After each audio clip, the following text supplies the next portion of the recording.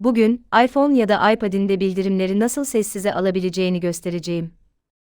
Aynı şekilde çalışır, çok basittir. İki yöntem vardır. Birincisi, hiçbir bildirimin gelmemesini sağlamak. Bunu nasıl yapıyoruz? Çok basit. Ekranın sağ üstünden denetim merkezini aşağı doğru kaydırıyoruz ve görünen ay simgesine dokunuyoruz. Bu şekilde doğrudan rahatsız etme modu açılır.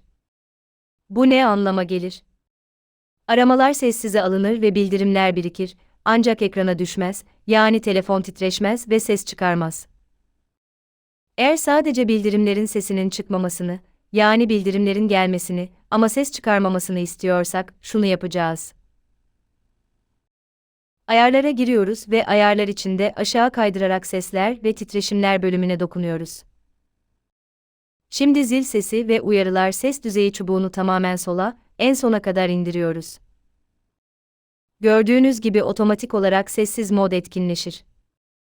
Birçok kişi sessiz modu yan tuşla da açabilir. Bu kadar. Sessiz mod etkinleştirildiğinde bildirimler gelir ama ses çıkmaz. Ayarlarınıza bağlı olarak titreşim olabilir.